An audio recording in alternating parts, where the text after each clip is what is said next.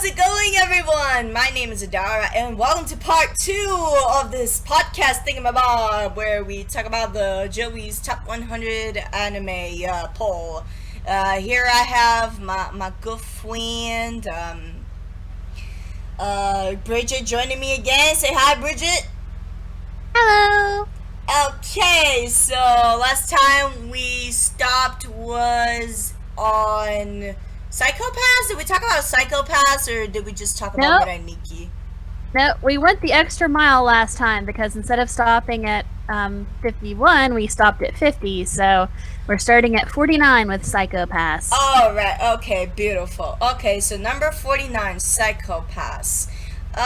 This anime, I hear a lot of, which one was Psychopaths again? I'm trying to not confuse it. Is it the one with the guns and the cops and their government is like really balanced, and if anyone goes cray, they just show up and be like, chill the fuck out, or we're going to put you in prison because crazy people don't have a right to live in society. Something like that. I don't even think it's nice enough for prison. They basically put a bullet in their head. So it involves, I think, mainly a policewoman and her two ex-convicts turned help for her, basically. I.e., you help us track down these criminals or we're going to kill you too. And like the Minority Report, they basically track down people who are likely to commit crimes and then either try to de-escalate the situation or to neutralize them. So basically, if you're going to commit a crime, they know about it, and then if you're actually going to go through with it, they're going to eliminate you before you can perform said crime.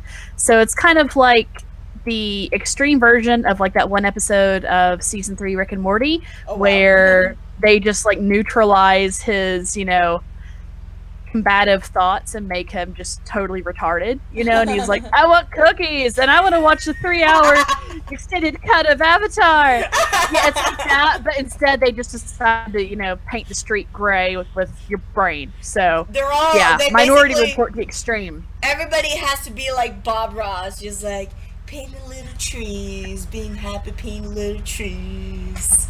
So it's basically don't disturb our utopia. Yeah. So basically, this anime gets a lot of praise for like the world that they build, which is basically everybody is mentally like tracked.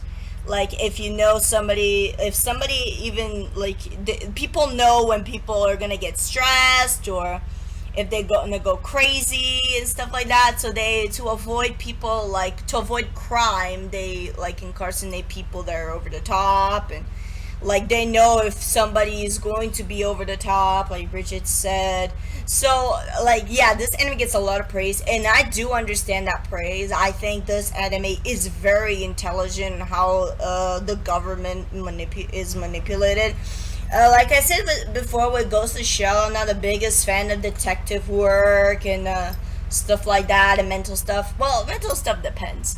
But this anime, I did like it. I just didn't love it like everybody else does. If you kind of like Death Note, and if you like Death Parade, you'll probably like this. Oh, I personally think Death Note and Death Parade are very different from this anime.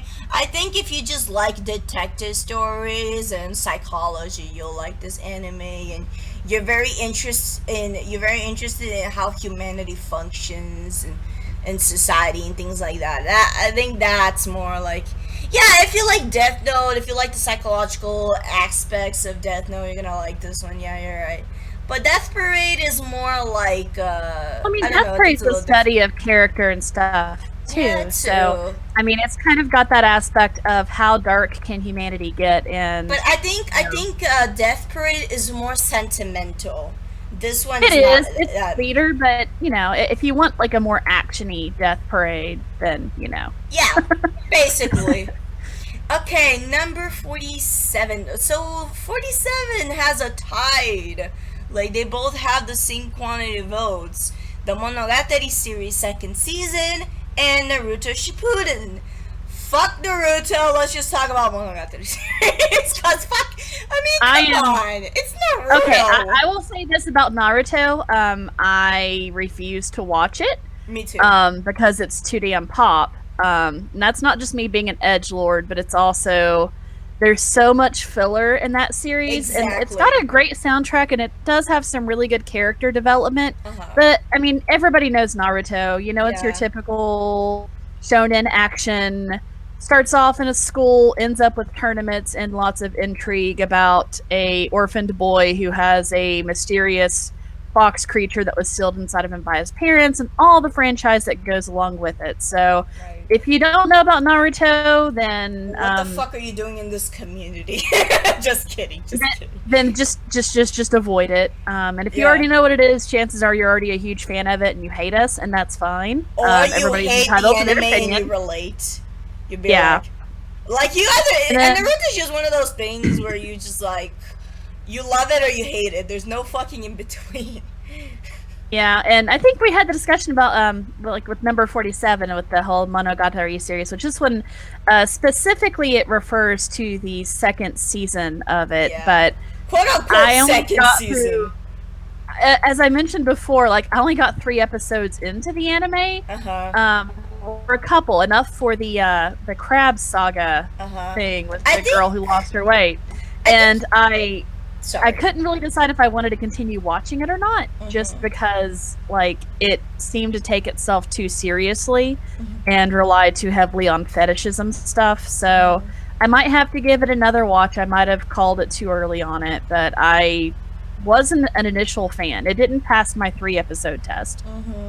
The Monogatari series is just something that, I don't know, it's just something that you emotionally can connect to. And yes, it has fetishes, it has like weird incest, whatever moments. It has its like moments where it goes too far, but I truly think this is quite a masterpiece of the Monogatari series is just wonderful. I suggest you watch the first 3 movies since they already came out. I think the first 3 movies kind of, because the first 3 movies are actually the first parts in the Monogatari series timeline. So if you watch those and if you like it, then keep watching. If you don't like the first 3 movies, then just don't watch anything else because you won't like it. Because I love. I will say, like Araragi-kun is bae.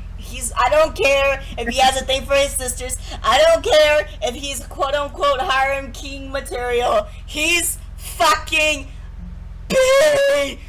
Sorry, that broke my neck a little. But yeah, it does have beautiful animation in it, though. I will give it that. Yeah. I do. No, the animation is like orgasm. It is just like the animation is orgasm worthy. You just look at it and you're like, ugh. You just want to lick the screen. That's how pretty it is. Like, they have a very, they use eyes as symbolism a lot, and you can tell, and it's just, no, you know, it's just, like, yeah, just watch it to see what I get to what I'm talking about. Okay, number 46, Durarara.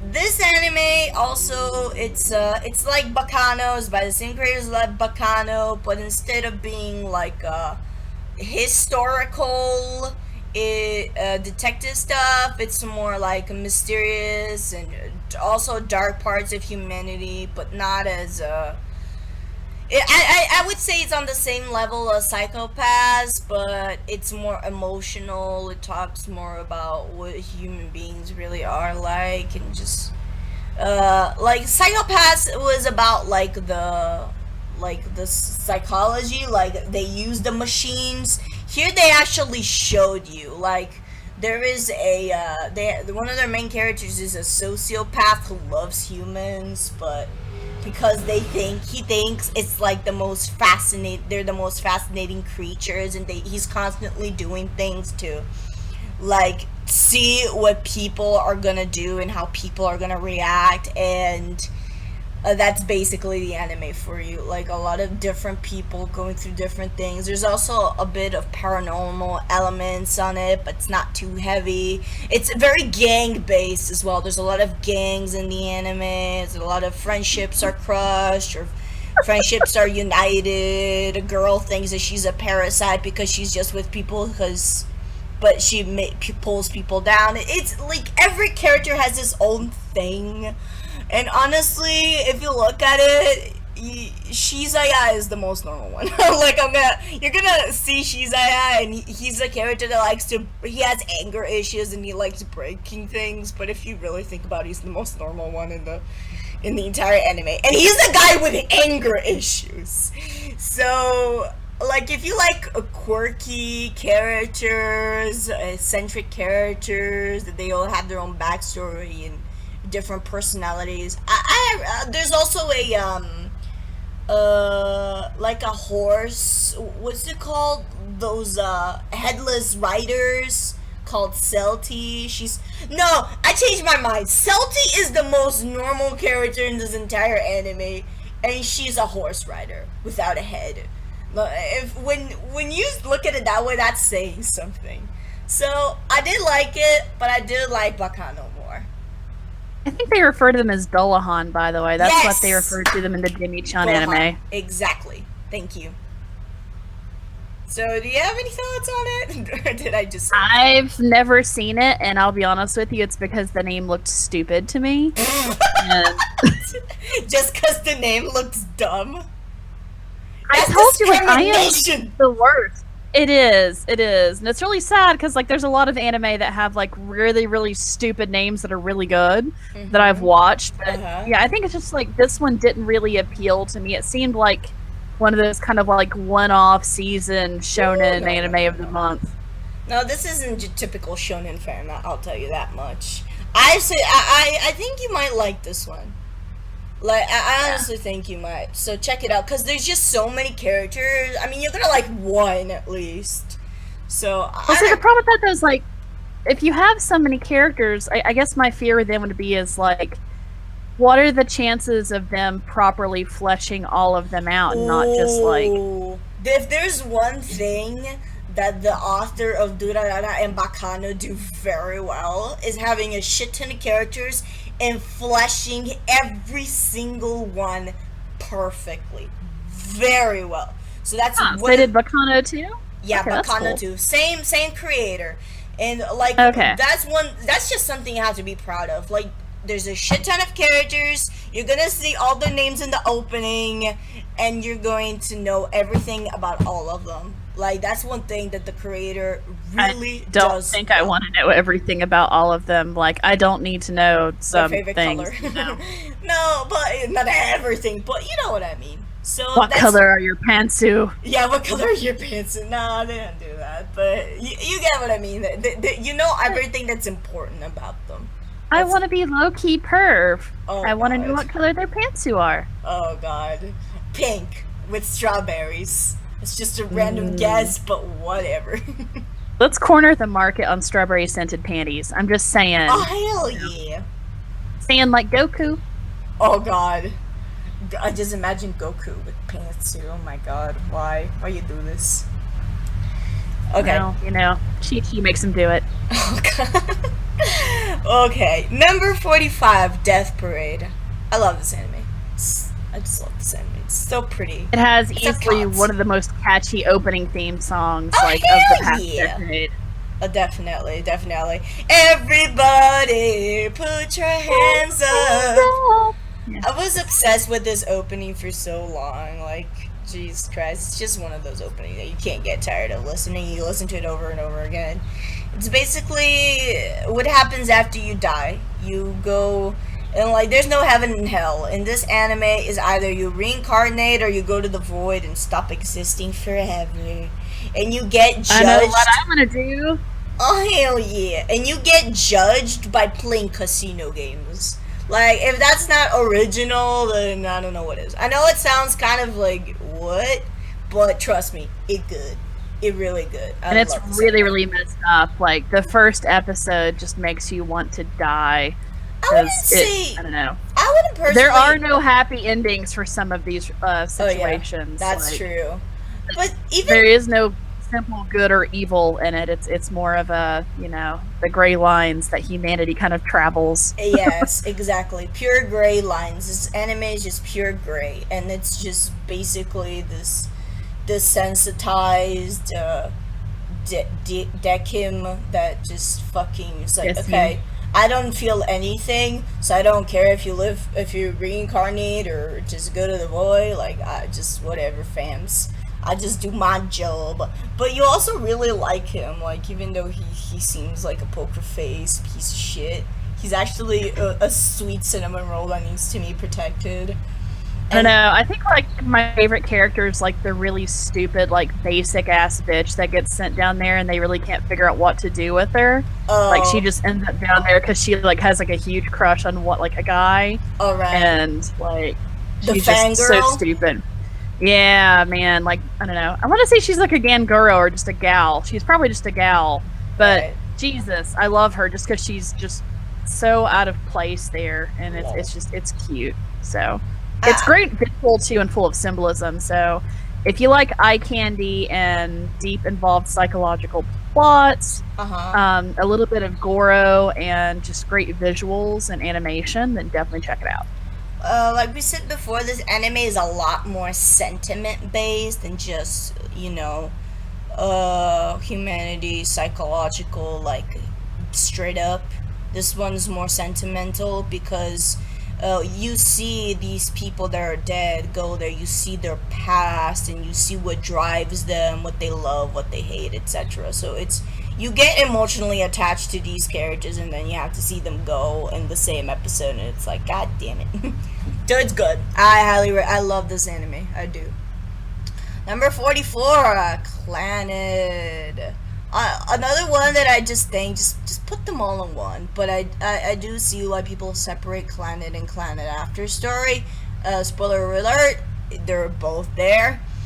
And yeah, Clannad After Story is better in the whole like making you cry, making you feel things, shit. And the Clannad is basically the beginning about these two, this girl and this guy, how they met, how they fell in love in high school and shit. And I just love Clannad so much. Like, I'm just gonna say Tomoyo is best girl, and that's not debatable to me. And maybe Katomi. Nagisa's better. Platinum turn. Mm-hmm. Yeah, whatever. Yeah, you know what? She might have been the canon ending, but that. So, fuck her. I'm bleeping that. You can't say that. No spoilers. If you haven't seen it by now, I mean, that's the entire plot of After Story. So no. It's no based off a hentai spoilers. Game, and it is the biggest offender of same face syndrome, because it's based on like an old like Renai game, So but it's for a good people one. who like visual novels, you should look up the old video game if you can find it somewhere. So basically, this anime is in the same like creator or genre as Kanon. I think that's what it's called, and Air and Kanon. I've and seen Shuffle, actually. Yeah, and that one. So I've only seen Air and Clannad. Because I seen Air. It's not on this list, by the way. But Air is just one of those things, like, you should be crying right now, but it does not put in enough effort to actually, make the character connect to you. So I don't think they did Air very well. But Clannad, they really did well. And I'm not gonna lie, Pam. I cried 3 times. 3 times. I think the original Clannad is just basically covering the different relationships and how they would have played out with all of the girls. And then After Story covers the one that he, chose. I guess, canon picks. Yes. So, I cried once in Clannad, and I cried 2 times in After Story. Like, this anime, if you don't cry, you have no soul, and I want nothing to do with you. I'm not gonna sugarcoat it for you. You cry, or you lose. No, just kidding. Like, you cry or you have no soul. There's no in between. You have to cry at least once. Like, yes, honestly, if you don't cry, I can't be your friend. Like, seriously. Like, you have no soul and I don't trust you. Aw. Well, I mean, if you're into love stories based in a high school setting and slice of life with your typical milquetoast male protagonist who has confidence issues and is a good guy but a little bit of a rebel, then this is right up your alley. Oh yeah. The thing is that unlike most male protagonist beta bitches in most shows like that today, he actually chooses a girl from time to time. So he's one of those harem kings with actual fucking personality, you know? You know how most harem kings don't have personality? This fucker does. So props to what was his name? Fuck. Onoden. Oh yeah, I was gonna say Onodena, but no, that's Sekaiichi Hatsukoi. Okazaki-kun, right? Yeah, Tomoya Okazaki. Yep. So watch Clannad and cry with us. Number 43, Kill la Kill. I like it's like one of my favorite animes of all time. It's good. It's good, fam. Like, I like the side character, the comedic side character. She's so lovable. Like, she's a coconut head, and she has no brains, but, like, you love her so much. She's just amazing. What was her name again? I suck at memorizing Japanese names. Clearly you do. It's been a while since I watched it, so I'm having to look it up here again really quick. I actually have the backpack of the uniform she uses. It's Mako Kanshoku. Mako. So I love Mako. Mako is like so energized and so flamboyant and awesome, and I love her. She's me, basically. If I was an anime character, she'd be me, or at least like me when I'm not. Me when I'm like happy-go-lucky. I'm just like, hey guys. I love her. So it's made by the same team that did Gurren Lagann, so you know the action animation in this is just fucking beautiful. I mean, you come for the big titties, but you end up staying for the symbolism and the plot. I mean, it's a really artful way of looking at the way that society treats your place in society, how fashion influences that, and, you know, basically confidence, right? You know, like... it's and there's more to it than that, but you come for the kick-ass action, you stay for the symbolism and the quasi-incest subplot, maybe? Incest? No. Well, there are some scenes of that, no spoilers, but just saying, if you watch it enough, you'll see it. But I'm in denial with that. Best Girl and Nui. Oh, you didn't apparently watch the whole series. So. I did watch the whole series, but I don't remember any incest in it. Do you not remember the scene with Satsuki and her mom in the tub? And I remember that, but... Then the scene with Nui and Ragyo, their mother, and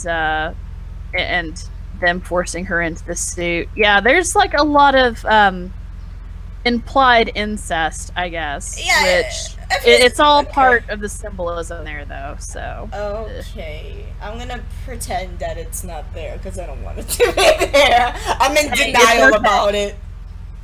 Everybody got to have a little fan service, and it's okay. And I love Ryoko, and just the way that whole series ends with like the big date with everybody and the big group hug, and everybody just being happy and accepting each other. And the only downside is the spoiler of like one of my favorite characters dies at the end, and that bothers me. But you know, he sacrificed himself. Oh yeah, that scene makes me cry every time. Rest in pepperonis. Yeah, rest in pepperonis. Yeah, but, like really good. Just this is a shonen where the protagonist is a badass woman, so there's your reason to watch it. It's just I don't even think that you can really consider Ryoko a woman. She's just a force of fucking nature. Exactly. Yes, if you want to put it that way, she's a force of fucking nature with a vagina. That's good enough for me. Yeah. Number 42, Bleach, as in drink bleach and end your life. Oh, suicide jokes. No, just kidding. You're so mean. Aw. No. I mean, if you want to be a member of the Soul Society, that would probably work, right? Yeah, if you want to be a Shinigami, just drink bleach and become a Shinigami. That's why it's named Bleach, because it's about a Shinigami, dude, and whatever. I've seen one episode. I've seen one episode, and I was like, yeah, No. Next. I didn't want to watch it. It's not bad. I mean, it covers some really interesting topics and has like a really good betrayal subplot, and it does a really good job of fleshing out its characters. Then it has probably some of the most creative and recognizable opening and ending theme songs, like of any anime of its period. And it ran into that issue that like a lot of shonen anime kind of run into, where it managed to go farther in the anime than it did in the manga, which I think had several delays because of health issues with the artist, if I remember right. Uh-huh. It's been a while. So, my inside joke is like in Sailor Moon, right? Mm-hmm. Serena / Usagi is spoilers, woman. Well, you know, we've already talked about Sailor Moon. So in Bleach, spoiler warning, Ichigo kind of suffers from Mary Sueism a little bit because, you know, he's half of every fucking thing it kind of explains. And there's always like this bullshit kidnapping subplot. Mm-hmm. But personally, they do a really good job of world building for what they're working with. I would have liked to have seen a little bit more and a little bit more character development with some of the side characters, like Ulquiorra, right? Like, he's one of the, I guess you could really call him a bad guy. He's more of an obstacle. Like, one of the coolest fucking fight scenes in any anime ever happens with him. And if you don't watch the rest of the series, at least watch the fight with him, because it is some of the most beautiful and just like interesting technique, I guess, and art I've seen ever. And just kind of, it's, I don't know, it's one of the few fight scenes in anime that actually kind of kept my interest because I wanted the villain to win more than the supposed good guy. But I'll leave it there. It's worth a watch. There's a lot of it to get into, like there is with like One Piece, but it does get repetitive after a while. So it's good kind of mindless watching. So yeah, I heard that like the criticism that I heard about it is that it's repetitive. It has a lot of filler, and the ending is horrible because this anime ended last year. And like the internet went fucking insane. They were like so unsatisfied with the ending. So it's like when you hear that, you're like, I don't know. I can't speak to the whole series, but I mean, Dragon Ball Z does the same crap, and Naruto does too. So I mean, like, true. The downside with any popular shonen anime, with a couple notable exceptions, some of them of which are like my favorite animes, which I think are higher on the list, like, you're gonna have an element of there being like repetition in the plot. That's just an unescapable fact of being like a shonen plot, because so many of them involve so many like similar things, right? So that's inevitable, and I can forgive that a little bit. But it's also it was pretty groundbreaking for its art style at the time. So that's give fair. Credit where credit's due. That's fair. Okay. Number 41, Fullmetal Alchemist, also known as the one I watched. This was one of my first anime that I've seen. I like Fullmetal. I liked it, you know. Because, like, everybody's like, it's better, the original sucks. But, considering that I have nothing to compare it to, I liked Fullmetal Alchemist. I liked the whole concept of alchemy. Mixing science with kind of, like, magic. It's, like, really cool. Like, it's just a very cool idea. The idea of alchemy in general. So, like, it's about these two brothers who lost something very important to them, and they're trying to,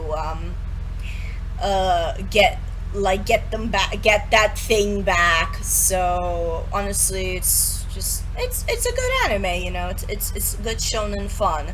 You'll really like the brothers. They have a very good bond, they have a very good relationship, they have to basically fight the deadly sins which are 5 million times better than the actual anime of the Seven Deadly Sins, because god damn it, that shit sucks.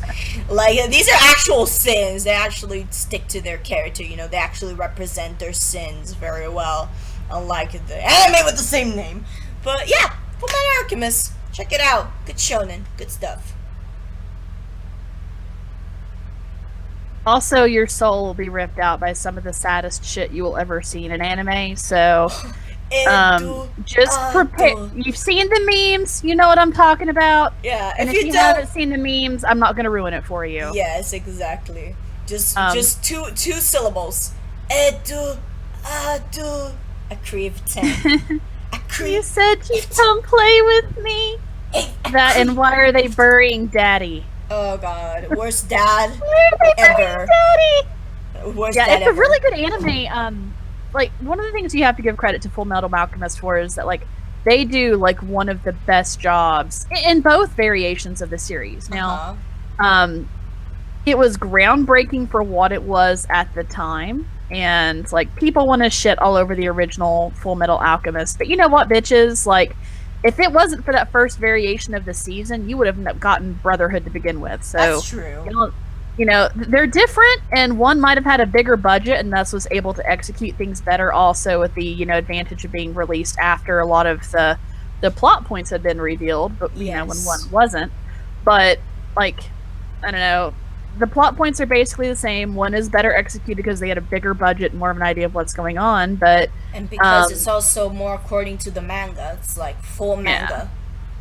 Yeah. And there's probably less filler too. It's been a while since I've watched the original, but both versions do a damn good job of fleshing out the characters, giving them, they feel like living, breathing people. They're not just like things on a page. Everybody has their own goals, their own drives, their own distinct personalities. Everybody has their own character design. There's comedy in it. It's not just like straight up, you know, hardcore, intense feels punching, but when it does decide to take the turn down to, you know, a study of humanity and how dark we can be or how helpful we can be, the series does a really good job of highlighting those too. And that's both versions of it, not just this one. So if you can't get a hold of Brotherhood, it's definitely worth a watch, because it'll just, you know, get you in the mood to watch the rest of it, I guess. So watch Brotherhood first, because it's quote unquote the best one. But don't be ashamed if you watch Fullmetal Alchemist and liked it, because that was me. Yeah, it came out first, and you know what? For us old anime fags, it was what we had, and we liked it. Yes. Number 14, Kiss Kiss Fall in Love, Baby You're My Love, Ouran High School Club. So basically, I love this anime. Oh yeah. Like Bridget, little fact about her, she's me, she's a tough cookie, but she can like her little girly things, and this is the girliest anime ever, and it's just no, go ahead. It's like one of those anime that's like every female otaku has seen or has to see, because it's like so girly and bimbo. I have a weird relationship with this anime. Really? We've already established that I'm kind of a picky watcher when it comes to anime. Right. And I remember when this became starting to become big in the US, it also came around the same time that Furuba, Fruits Basket, was a big deal. Oh. And I kind of shoved this and Fruits Basket into the aisle of shit I'm not going to watch, because it's just like some mindless bullshit girl anime about a harem. Oh, and I reverse. mean, yeah, it started off with like me judging it. Right. And then I actually started to watch it. Now, before this, I'm going to tell myself I watched Wallflower, which is probably my first foray into an anime that's even close to something like this, which if you haven't seen it, I really do kind of recommend it, just because it's, I don't know, Sanako-chan reminds me a lot of myself. If you're kind of an awkward goth girl with very, very low esteem, then you'll like that. But the thing I really, really like about this particular anime is the way that they flesh out the main character and give her kind of a believable reason to be there. And, you know, that they, well, I mean, think about it, right? Like, she's got kind of a messed up family life, and so Uh-huh. she is honestly kind of she's asexual for one, right? Like Is that canon? Haruhi, um, yes, kind of, because Haruhi, when she first joins, like she had her hair cut short, she looks like a boy, but she's not really interested in kind of dating and boys and stuff like that, Right. right? She just kind of wants to go to school and make sure she gets a good job. And, you know, her parents' failed marriage has kind of soured her on the thought of love. And she got Correction. tired of getting hit on all the time, basically. Correction. And her mom died? It wasn't a failed marriage. Her mother passed away. Okay. Small correction then. Her dad's, I don't know, reaction Her dad to that. is a cross-dressing woman. That should just tell you. But she's okay with it. She's okay with it. She likes her dad just the way he is. It's like, but she dad, go do your thing. She realizes that gender doesn't really matter. Exactly. Like, it's just like Haruhi is Haruhi. It doesn't matter what clothes she wears or what society tells her she needs to do as a girl. Her Haruhi is just herself, no matter what. Okay, sorry. I wouldn't call her ace necessarily. True, she doesn't have an interest in relationships, but I feel like that's something that could change in the future. It's just something that she doesn't really care about right now. But I mean, the series kind of goes to show later on that she develops attachments to people and cares about them very deeply when she does. Mm-hmm. But she's also very practically minded, and like she's got a brain, right? She's not like your typical bubble-headed, I'm looking for my Prince Charming type. Like she is the Prince Charming. Exactly, she's the Prince Charming. Yeah, she's weak. It's such a nice dynamic. Yeah, she's human. She's a girl. Like, she might be tough and she might be smart, but just like everyone, she has her weaknesses. And the boys, fucking Tamaki and the twins, they're just my favorites. I love them. Honey, don't forget Honey and his. I don't remember the other guy's name. Mori, maybe. Yeah. Mori, and Kyoka. Mori. Kyoya.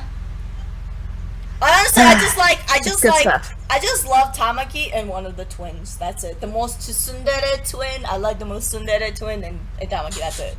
The other members, I like them, but if we're gonna talk about like boyfriend goals, it's either Tamaki or the tsundere. Like mostly Tamaki, because there's one thing that I really like about Tamaki. He's a lot like Zen from Mystic Messenger, if you ever played that game.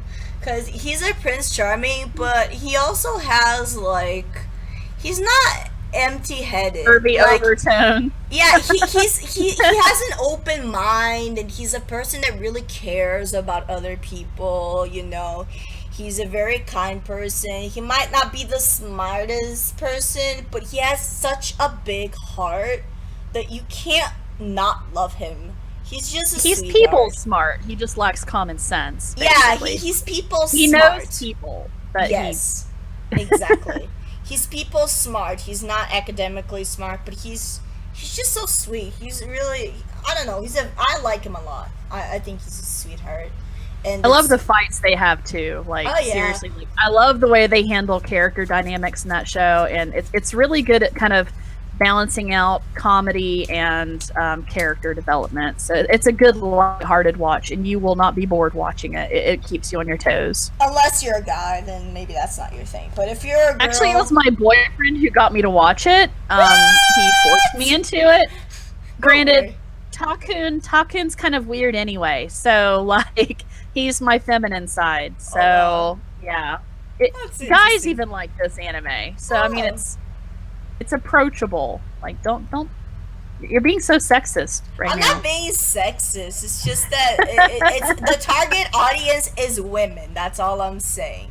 I mean, you could like Golden High School and be a man. That's okay.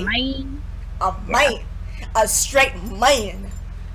Okay, number 39, Fate Zero. Have not seen it. I have heard bad things about it, to be honest. So it's like, no, it's not on my list. Well, it started its life off like so many anime did on this as like a visual novel and a hentai game, right? Okay. So that doesn't necessarily give you like the best premise to start on. But as far as world building goes, it does a damn good job.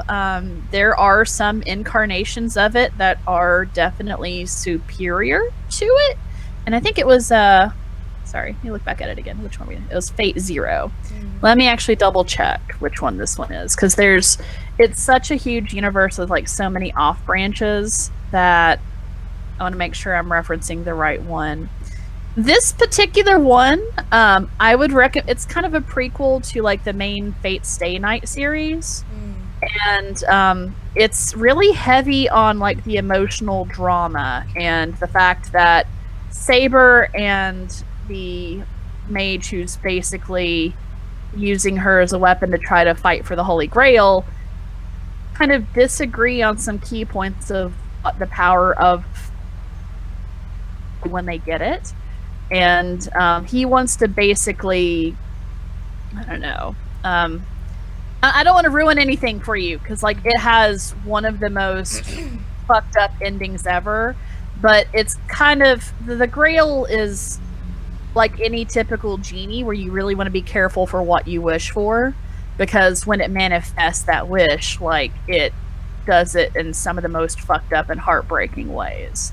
And if I give spoilers, it basically involves a very heartbreaking version of who would you save? Like, what do you value more? Do you value numbers or do you value loved ones? And then when it comes down to it, which loved one do you value more? Or like until it's down to the last one. So it's, if nothing else, watch the ending and maybe the fight between Gilgamesh, who's always, it's always fun watching his fights with Saber, and probably the fight between Saber and Berserker in that particular universe. Those are some really good fight scenes too. So it's a prequel to the Fate Stay Night that most people usually know, but it's intense and it's worth the watch. So yeah. Okay. Number 38, Soul Eater. I have a friend who's obsessed with Death the Kid because she's obsessed with symmetry, and like Death the Kid's kind of autistic, so she can relate to him in that way as well. Yeah, Soul Eater is basically that. Some shinigamis, and their shinigami weapons, and the weapons eat souls, and when they eat the souls, they become the ultimate shinigami. They have to eat 100 souls to become like official. It's fun. I like it. It has its villains. It has it's a shonen. It's good. I don't really have a lot to say about it, other than the ending is kind of made up, because the manga was not like up to date, just like Fullmetal Alchemist, so they had to take creative liberties. But I liked it. It was alright. Nothing, but it's not something that particularly very emotional for me. But yeah. Really, how far did you get into this series? I figured you'd be all about the story arc with Krona. I saw the whole thing actually. I like Krona. I'm still wondering whether he's a boy or a girl, if we're ever gonna know. It's just, he's like a genderless character. But I don't know, it's just not special to me. I like it fine, but it's nothing special to me. I watched the whole thing, by the way. Are you sure you watched the whole thing? Like all the way up to the fight with basically Madness? I watched the whole thing. I just didn't watch Soul Eater Not. By the way, don't watch Soul Eater Not. It's garbage. Oh, it's not bad. I mean, it's garbage! Come on, it's so stupid. Like, the only good thing about it is that the budget for the animation is better. But, oh my god, it's dumb. Like, who cares about I don't care about those characters at all. Like, I don't give a shit about you people. I just want to know what Maka and Soul are up to, okay? And Death the Kid, with his autistic obsession with symmetry. He's like so funny. I failed the letter K, I failed you. Yeah, like he's like obsessed with it. Like if anything is remotely asymmetrical, he goes berserk, and I love him for it. He's really fun. Also, he might have woken my pedophilic tendencies while I was like 18. I watched this anime and I was like, Oh god, Soul is so fucking hot. How old is he? 15? I still tap that. It's not pedophilia if it's anime. Ilya. Whatever. I know. I like the way they handled the villains and that some of the heel turns, good turns. It's an interesting study of. It does a better job, I think, of kind of like studying what it is to be human and what it is to,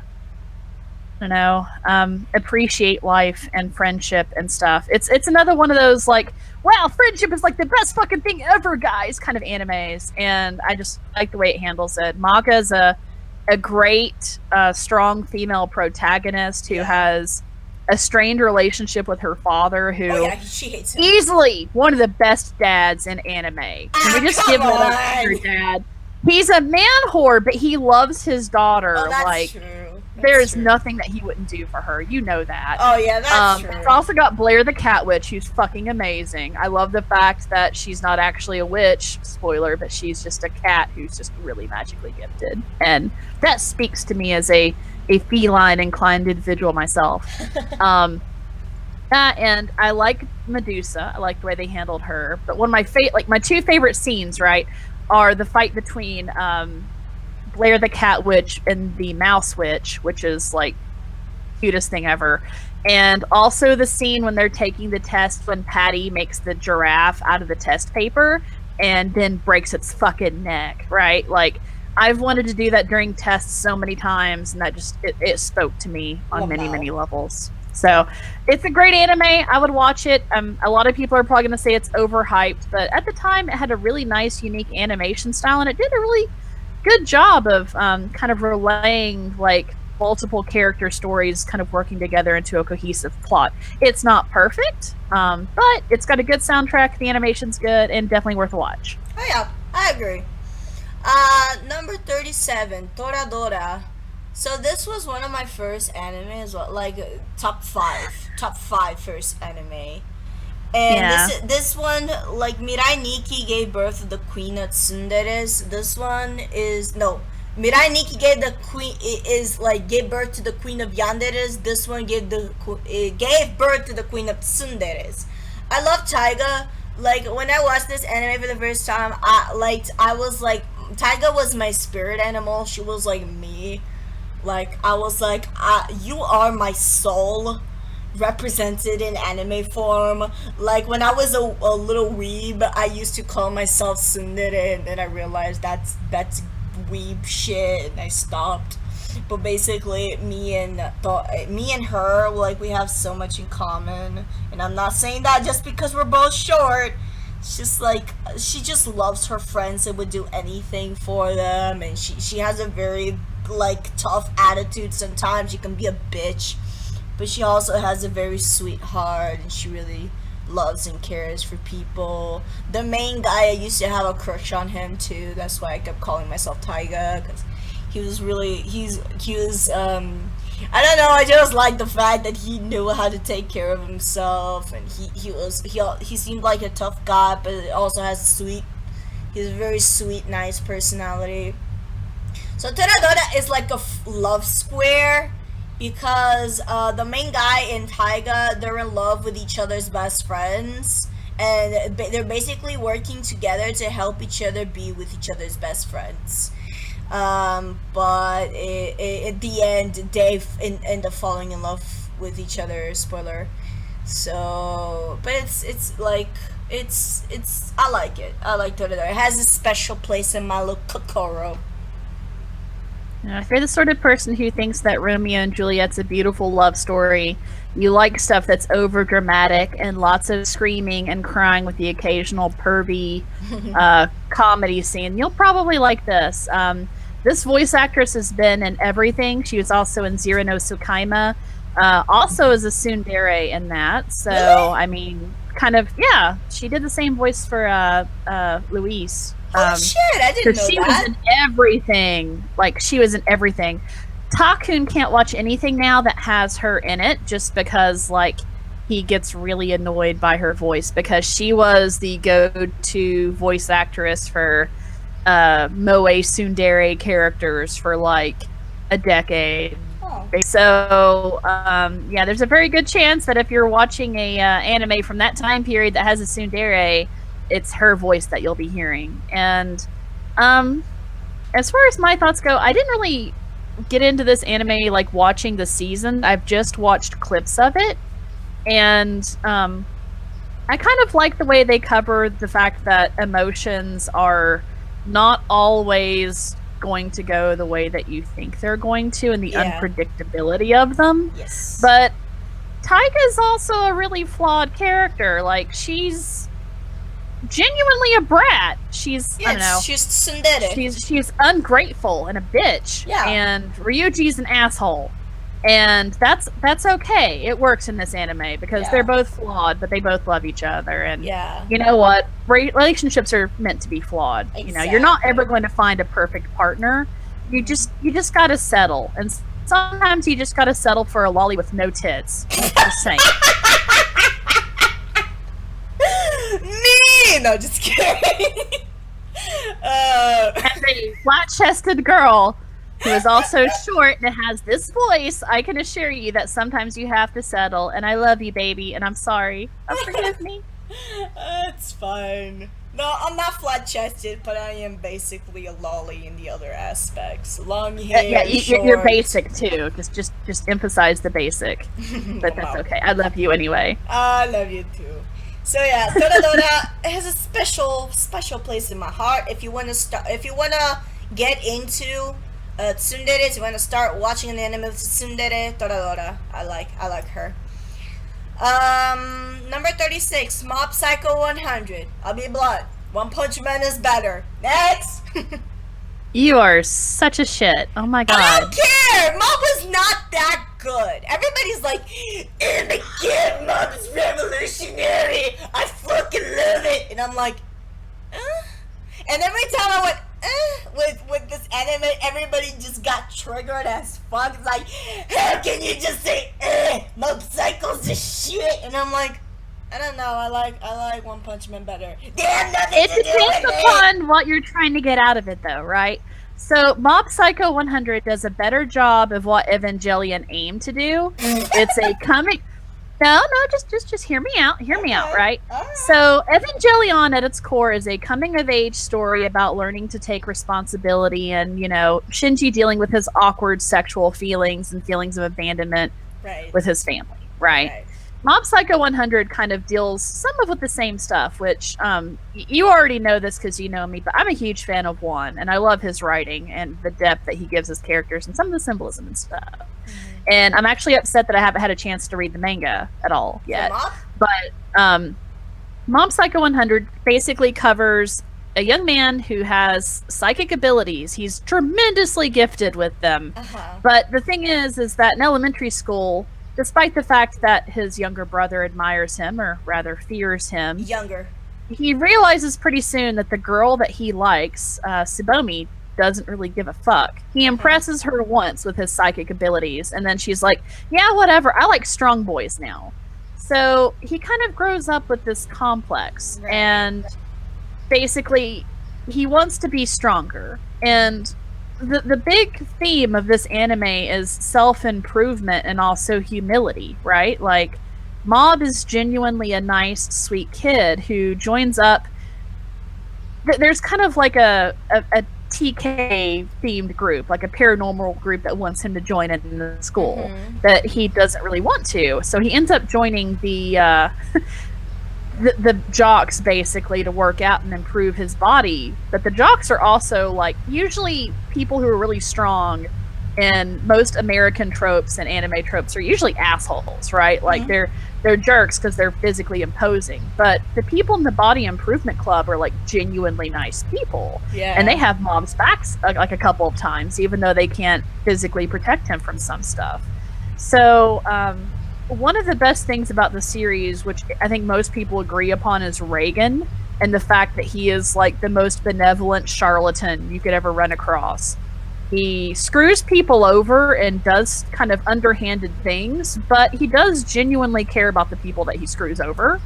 So so it's, I don't know. I enjoy the fact that the message of the anime is like the main enemies that they face at the very end are basically adults who never grew the hell up, who think that the world owes them something, and that they have the right to be pissed off at everybody and everything because they don't get what they deserve, and they're going to take it by force. And there are so many assholes like that in the world who think that the world owes them something, and if they don't have to change, they have to change the world. And I love the fact that Mob Psycho 100 is basically, it smashes that concept. If you want to do better in life, then fucking improve yourself. Exactly. You can get skinnier, you can get stronger. Yeah, you might have some physical limitations, but you just gotta, start doing it. I'm just hoping one day that poor little Mob will realize that Tsubome is not hot shit, and someday he'll find someone who really truly loves and appreciates him. But I think he figured that out by the end, I think. I don't know. I mean, teenage boys, first loves are kind of hard to get over, right? So, but I don't know. I love the anime. It's all about humility and sincerity and self-improvement, and those are things that I think everybody can espouse. But it has some of the best animation, and I don't know if you've ever seen like the ending theme song to it, but seriously, the animation techniques that they use to produce that and some of the symbolism in it is just so like time consuming and beautiful, and it's just I appreciate it. So beautiful soundtrack, beautiful artwork. The story is amazing. I recommend you go check out Juan, because just his personal story is amazing too, and that guy deserves nothing but like love and credit. And if you have a problem with that, then fight me, bro. Well, yeah, I can respect it, and I understand why it got so big. And, like, I do get that it is a good coming-of-age story, but I don't know, it just didn't do it for me. I'm gonna put this out there. It's not like I was expecting One Punch Man. It's just I was expecting something more fun. And maybe I watched it in a time where I was not in a mood for a coming-of-age story, so that's why it didn't do much for me. So, and I see those little well, I mean, there's comedy in it, too. Maybe I know, you just but didn't I didn't really find it funny. Anime in general, I don't find it very funny. It has to be, like, there's only a few nitpick animes that I actually find funny. For example, number 18, which we'll talk about later.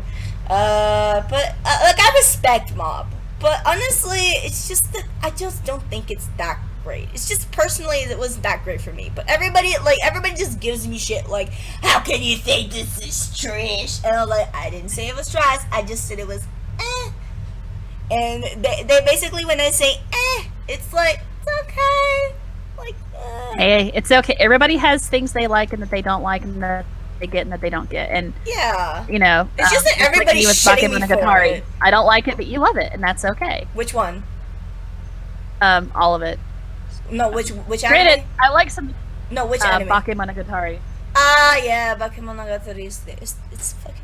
But yeah, you'll try again. Like you said, you'd give it another shot. Like it's fine if you don't like it. Like, but honestly, I recommend the main 3 movies, which are like orgasmic. I want to like it. Like, I've seen some of the character designs in it, and I want to watch it. Right. I think it's the problem is like, at the time, it came out around the same time that K did, if I remember right, or one of the seasons did. Like and, the letter K. No, like, yeah, like the King trilogy thing that was, like, really weird. Anime. Yeah, Troy kind of liked it, and so we ended up watching it, and I don't know. It just seems like the sort of anime that should have been like a shonen game. Like, I just want to see all the guys just fuck each other and just get it over with. Oh god. Just fan service it. Everybody's gonna do everybody. Just like, please don't compare Kay. And I get the cat girl. No, I hate her. I hate everything that has to do with Kay. Literally the only thing that I don't hate about Kay is I think Kay is in this. No, Kay was in the Japanese list. It's not in this list. Thank the fucking Jesus Christ. The only character I like in Kay was Misaki. That's it. I hate everything else about it. Like, in don't the you animation, like the cute little skater boy? Like, don't you want the skater boy? Yeah, I like the skater you want boy. His D. He likes the skater boy. I said, see you later, boy. He wasn't good enough for her. Sorry, and the little girl's kind of cute too. No, like, I love her. I hate everything else. Here. Animation Aw. and Misaki, that's it. That's it. Everything Okay. else about it sucks. Is But it kind of like my thoughts on like Diabolic Lovers, where it's like, oh my god, this is gorgeous. I wish they didn't fuck it up. exactly. Because like with K, I was like, I want to like this so much because it looks so pretty. But it's like Joey always says, a turd with sprinkles is still a turd, and that's Mopside. Sorry, that's K. So what if it's actually a brownie? No, it's a turd with sprinkles. Number 35, Dragon Ball Z. So it's Dragon Ball with Z. That's all I had to say about it. I don't have any other thing to say about Dragon Ball. We already talked about Dragon Ball. Typical shonen anime. So unlike the original Dragon Ball, which follows young Goku and a retelling of Monkey's Journey to the West, or whatever its name is. I forget what the full name of it is. This covers basically a series of fighting tournaments with 15 long episodes, screaming bouts while powering up.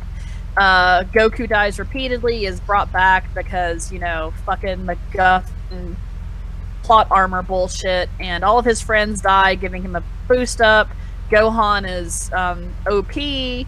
Piccolo is best dad. Piccolo is definitely best dad.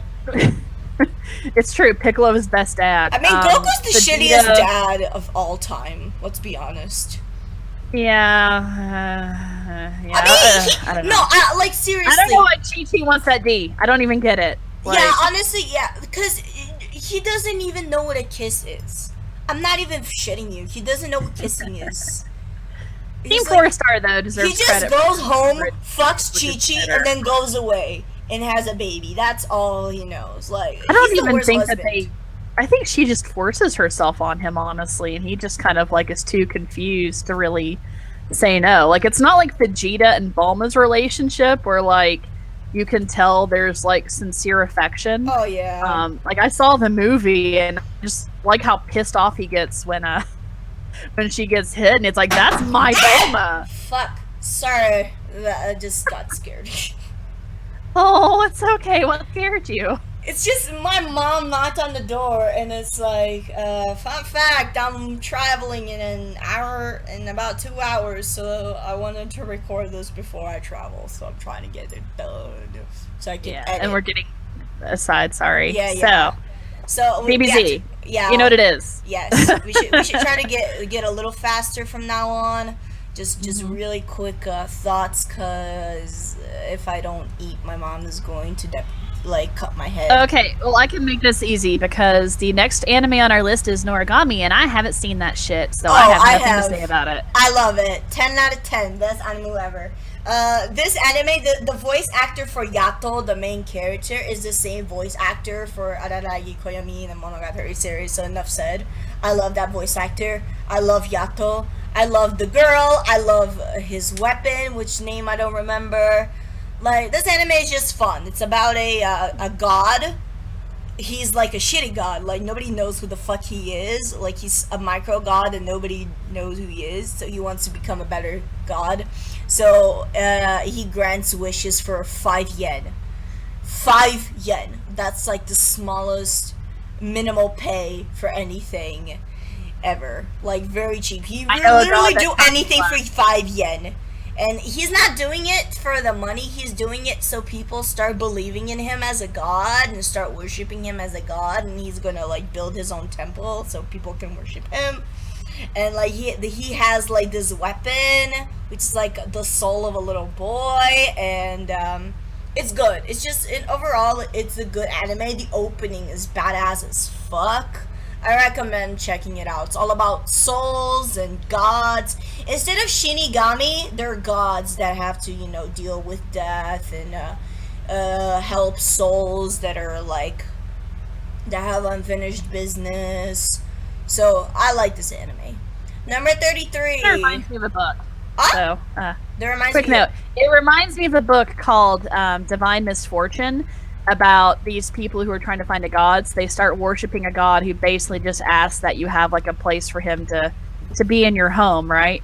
But he means it literally. Like, he's a raccoon god that wears like a Hawaiian shirt. Oh wow. And he like super loves, I think it's like a chocolate banana soda or something weird that. And he comes and lives with them and just crashes on their couch for a while, and hijinks ensue. That sounds like It's a book. It's called Divine Misfortune, and I recommend it if you want to just read some really weird, silly, enjoyable shit. Like a raccoon with like a shirt like that and drinks banana soda. That sounds like an anime, but Hey, you can worship Rocket Raccoon. I ain't gonna judge that. Rocket Raccoon is bae though. He's tsundere in the he's the tsundere in the Guardians of the Galaxy. Okay, number 33, the one I voted for, number 2, Clannad After Story. We already talked about Clannad. It's beautiful. It makes you cry every time. Beautiful love story. I think we could go on to 32 unless you want to say something. Well, really extra. quick. Clannad basically covers after that show. Basically, he ends up deciding to date Nagisa, who is the quieter, shyer girl whose father gave up an acting career and mother did too to open a bakery, even though she can't bake to save her life. And during the course of that whole process, you find out, and it's kind of spoilers, so don't listen here for a minute or two. It's better if you don't give spoilers. It's better if you don't. No, it's really quick. It happens so early on. Okay. If you like Usagi Drop and things that cover really intense, dramatic family bonding, things like that, then I would recommend giving it a shot. It will make you cry. So be prepared. It's just a beautiful emotional anime that gives you good, like, it makes you feel sad, but it's the sad kind that makes you feel alive and be, thankful And appreciate for life. people around. Yeah, it's just a sadness that gives love in your heart, that puts love in your heart, that Sure. makes you connect. After you listen to this, give everybody you know a call, tell them that you love them and think of them, and just remember how fortunate you are to have people in your life who, love you too. So, Exactly. Anyway, next one. Number 32, Konosuba. Another anime that everybody is like, this is hilarious! And I'm just like, It's not, I don't think it's that funny. Like, it's not haha funny, but people say it's funny, like, it humors you, but it's not like something that you actually laugh at, but you enjoy. I watched season 2. I don't know. I find the characters kind of obnoxious, so I didn't want to watch the That's second kind of the season. point, though. Yeah, I guess that's the point. But it's like I watched season 1. I was like, I've seen this trope so many times, and I've seen done better. I don't want to watch this. So basically, that's the whole point of Konosuba, though. It's one of those shows that's meant to subvert the trope a little bit. It's supposed to break the wall and be self-aware a little bit of how ridiculous that it is. But to me, so I give it props for that. Yeah, but the thing is, that doesn't work for me. I don't know, it just doesn't. So it's like, it's not your thing. Yeah, it's not my thing. So yeah. If you like RPGs and stuff, though, and have always wondered why, hot chicks like punishment so much, then you'll really, really love the paladin chick. Oh my god. Yeah. Or if you want the meme, you always have magical girl that explodes things, which is like best girl. It's only because it's the only thing she knows how to do. And the useless goddess. And the useless goddess, a lot of people have commented on it, but when they first start the series off, the fact that they show how the two main characters, how Aqua and our protagonist bond by building stuff and forgetting they're supposed to be on this epic quest is still a really, really beautiful scene. So yeah. Anyway, but it's not a watch. Like, I was expecting a quest. Okay, they kill the tropes, and honestly, I don't know. I just want a natural adventure in one of these. Cause there are the trope with a guy goes to a different world. I just want one where it's actually a fun, shonen, happy-go-lucky adventure. I don't want any of that ReZero, which is just boring, repetitive, depressing shit. I don't want Konosuba, which is just them being failures and just acknowledging how they're all fucking suck. I just want a general adventure. Is it okay to pick up girls in a dungeon? Then I think you would probably like that better. That sounds like a ecchi. It's actually not.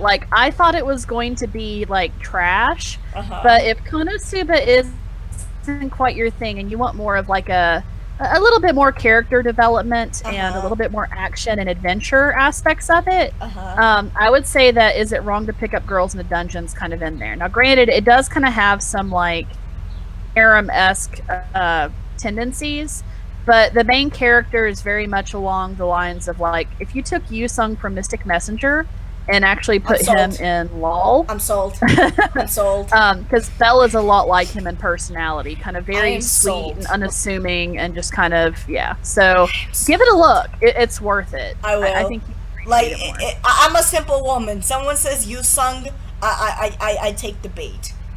Yeah. I'm a simple woman. A simple Yusung needs. Okay. I think you know Hestia, big tit Hestia. So. No, I don't. Hestia. Okay, well, I'll show it to you later. Anyway, next one. Number 31, Black Butler. I love it. I love Grell.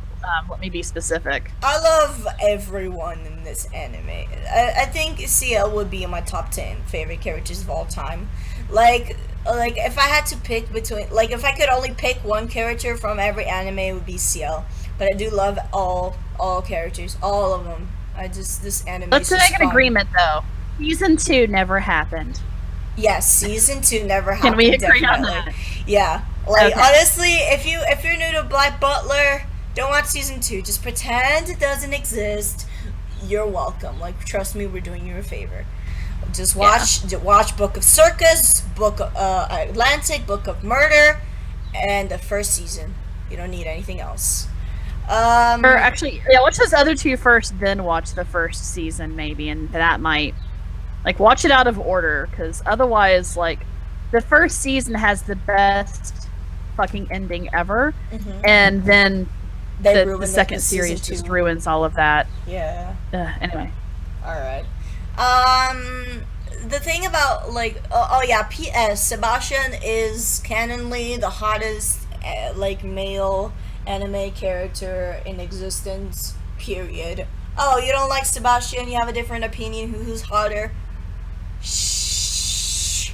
It's Sebastian. I'm gonna go for The Undertaker, but you know what? That's okay. No. Undertaker's Faye. Sebastian. No. Sebastian. Like, basically, Sebastian's just... Yeah, I don't know. Like, I don't... It's a great plot, though, if you like... Well, actually, okay, I have some faults with Kuroshitsuji. It's really pretty. It relies... Like, it's poorly written at times, and I acknowledge that, but I still enjoy it sometimes. Yeah. It can get really campy. It relies a lot on implied yoi stuff that doesn't actually happen. And fucking chainsaw Shinigami is Bay, too. Implied what stuff? Sorry? Implied what? Sorry? Implied yoi that never actually happens between Sebastian and CL. You mean implied yaoi? Shota. You mean yaoi? Well, I'll pronounce it however I want to pronounce it. Fun fact, if you know Black Butler, you might have heard the rumor that it was supposed to be a yaoi between CL and Sebastian. That is in fact a rumor. It is not a fact. I'm telling you now because I am so tired of seeing pedophilic, deviant art, trash art. Like, please stop shipping a little boy and his 100+ demon butler. Oh yeah, I didn't even talk about what it's about. It's about a boy who does a pact with the devil to get his revenge, basically. A lot of... The more visible the mark from the devil, the more power you get, which is why he wears the eye patch, because Sebastian's mark on him is his eye. Right. And Sebastian chose Ciel because he liked his, badass personality, basically. Oh yeah, Ciel is like the best child character ever because he's a lot tougher than any 13-year-old in existence. He's just very strong and he's very, I'm sure there's children in worse coordinations who disagree with that. But he's unnaturally astute and he's brilliant. Hardy. He has emotional hardiness. Yes. And dogged determination. Yes. So he's a really yummy soul, basically. And Sebastian is like, yes, I want that shit in my mouth. Give it to me, bitch. So yeah, one thing I have to point out, some guys that have heard of this anime might have heard that it's for girls and might be thinking, I don't want to watch this gay shit, man.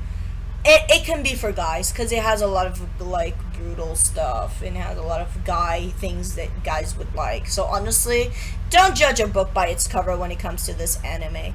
It's not the typical girly anime. You can trust me on that. You might like the story. Like Black Butler, my opinion, really good. I'm pretty sure it's for chicks who really like boy on boy, though, and I can see why people fetishize and sexualize it. Because I mean, you can't tell me that corset scene is not sexual and implied to be like something dirtier than but that's the anime as well. They do that sometimes for fan service, but honestly, the fan service is not that heavy on this anime. It's not. It's really not. Honestly.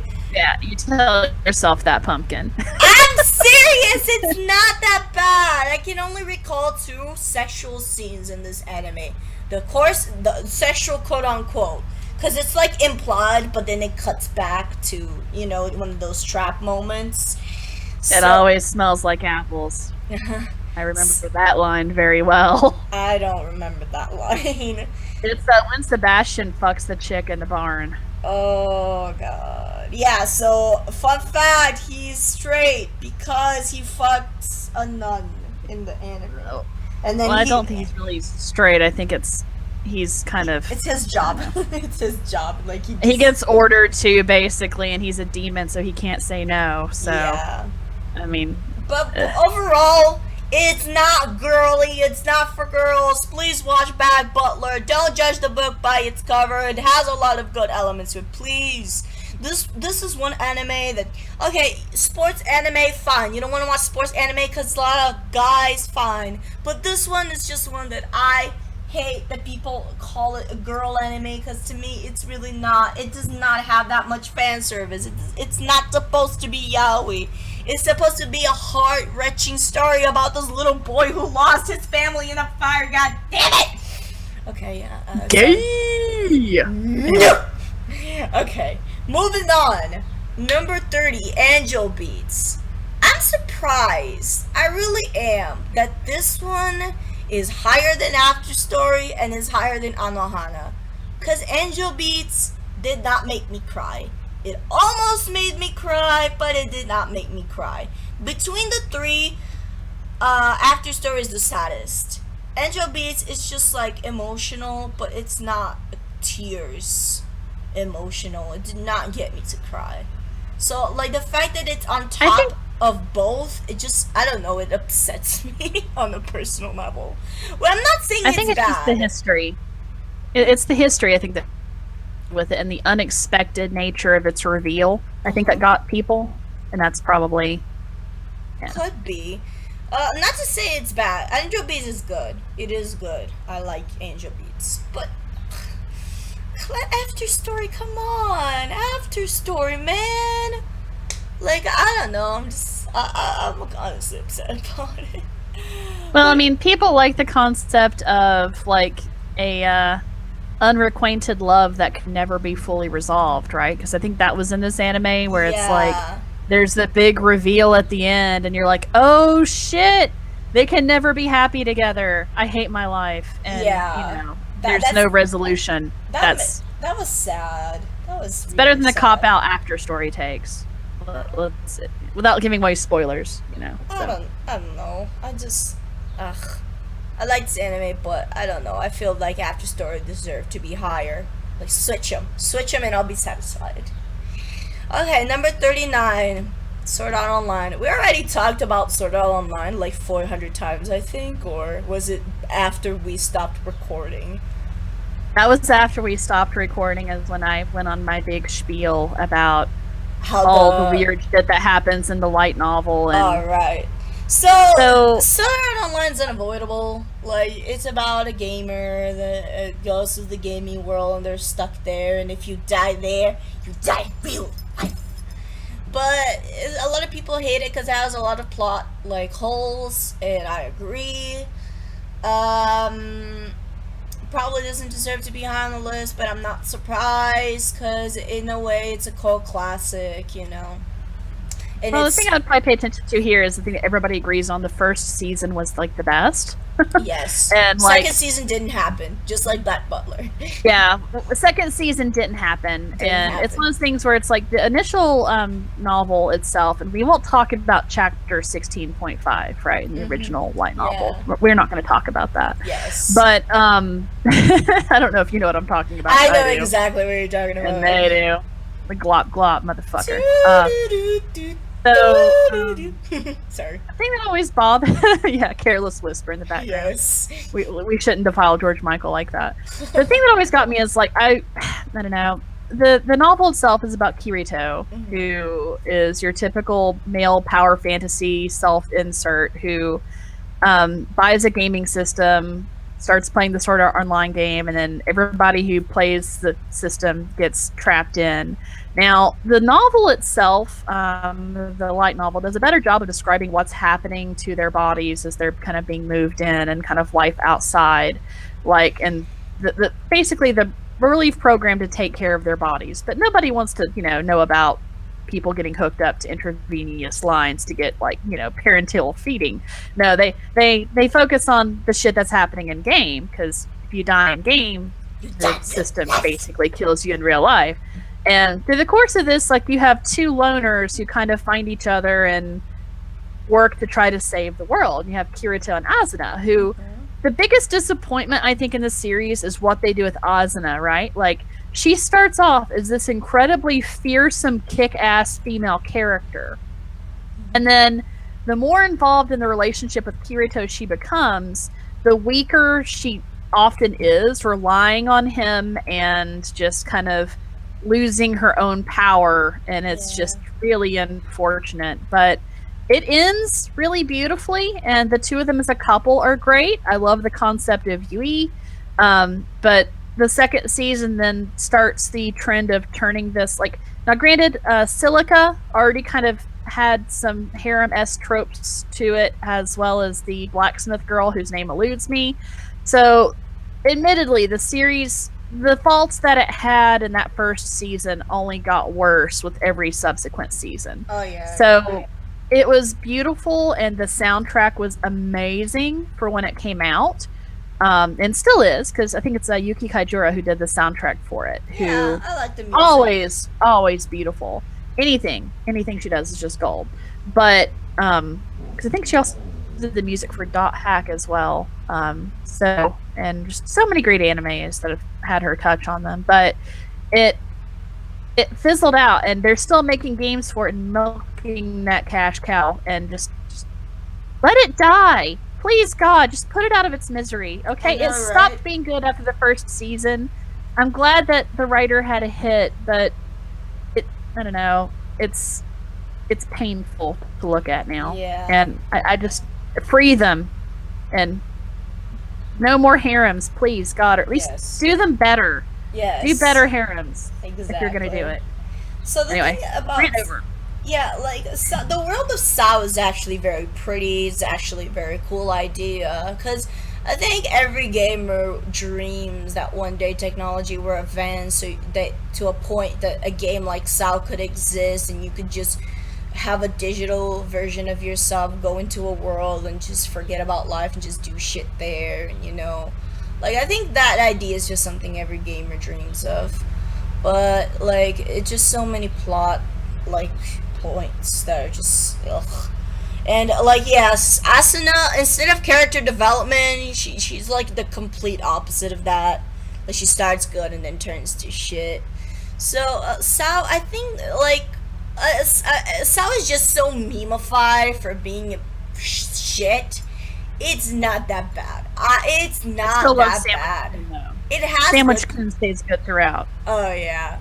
So it has good things, but it's not great. So I wouldn't say it should be on this list, but there are a lot of fanboys, fangirls that love this series for what it represents. So it's fine, but it's not that bad. But honestly, it's not good either. Okay, number 20. It's a good junk food watch. Yeah. Number 28. Oh yes, Hunter x Hunter 2011. So I gotta say, like, from the list of long anime, because this one has 148 episodes. I love it. I love this series. It's so good. My friend got me into it. Like, he was like, Hunter x Hunter is my favorite series of all time. I love it. And he's like, please watch it with me. Join me in this world of Hunter. And I just took his hand. I was like, let's do it. And we watched it together. And it was a great experience for me. It's a clean world. It has its rules. It has, like, it's just so organized how the rules of everything is. It's so balanced. And one thing that's just so amazing is that the power system is not like OP. Like, every character has its qualities and its, like, weaknesses. Every character has a weakness. Every character has a strength system, because the way that the characters have power is in this anime is through this thing called nen. And like nen, there's like different, every person is born with a different personality, so every personality has a different style of nen. Some nens are good against others, and even if they're not, if there's a way you can beat them, like, everything has its rules and everything has its order. The fights are fucking amazing. The types of power, the things that you can do with nen is fucking awesome. Nen is like this soul spirit, this soul energy that you have inside, and you can transform that energy into power, and like all different ways and sizes. And So it's basically Ki. They just give it a different name. yeah, Okay. it's like Ki. And this just fuck me. This is just a good shonen. Like, this anime, it's one of the few anime where the protagonist is not the strongest ever. Like, he's just he's one of the weakest characters, and he just has to grow to become stronger and stronger.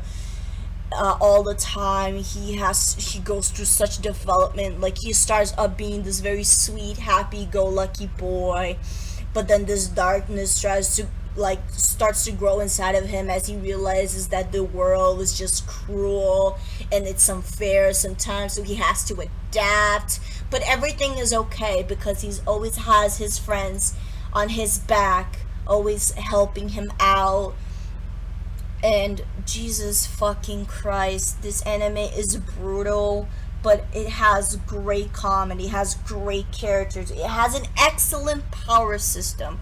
The fights in this anime are flippin' amazing, and just this anime overall is absolutely great. It's just one that I highly recommend. Also, P.S. Hisoka, I don't care if he's a clown. He's hot as fuck, and I want the D. I want it! Damn it!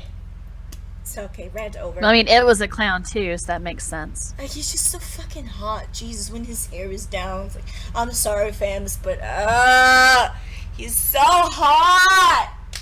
Ugh. This anime, there's just so much good things in it. It's really good. I'm so wet, but that's apathy, not arousal. So.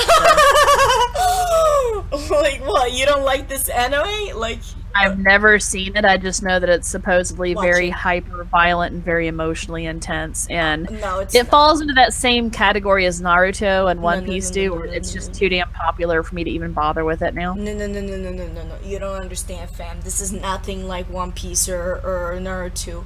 The way the world and the power system Is it like set. Boku Hero no Academia bullshit? No, Because I don't want that either. No, there's no bullshit in this anime. This anime is righteous in every possible way. This anime Righteous. is fucking fair, okay? Everything in this anime, everything that happens is fucking fair. This is the Cuphead of anime.